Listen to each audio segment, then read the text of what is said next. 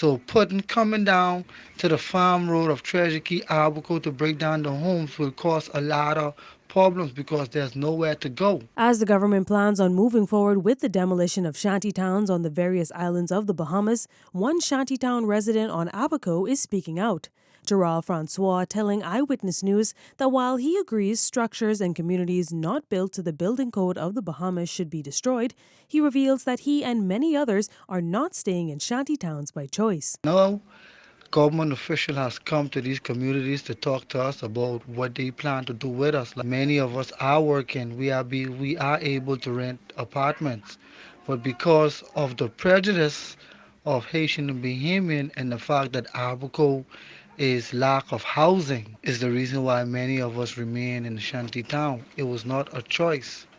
You understand? It was not a choice. Francois says many people born in the Bahamas like himself and those who hold work permits live in shanty towns along with illegal migrants because of this issue, adding that Hurricane Dorian pushed Abaco into a housing crisis, with many Bahamians themselves looking for a place to live. Longtime Abaco resident Crystal Williams believes the government is making the right choice with demolition, as she says the issue of illegal migration is much deeper than just shanty towns. The hardship of, okay, labor.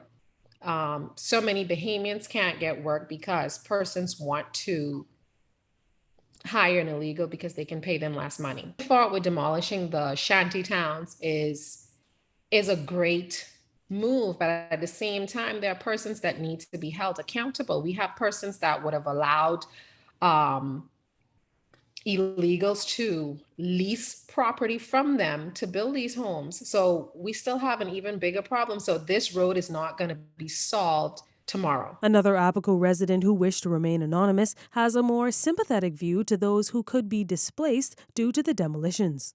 They shouldn't have let it go on that far. I think there could have been solutions to the problem. They got tons of crown lands. They're sitting there not doing anything. I'm not saying to give them away, but if you build a few low-cost homes, I'm quite sure whether it's Bahamian Haitians, they'll all rent. Not like, again, like I said, ain't everyone want to live in certain conditions. Sometimes they just have no other choice. But again, I'm not saying that is right. You understand? I'm quite sure if there was some sort of options where they would, that they can afford, then yeah.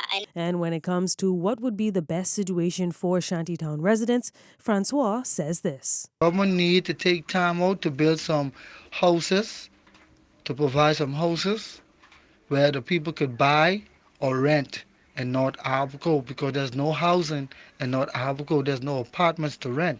The government could send officials to go around and find out where these people could rent apartments because everyone is working.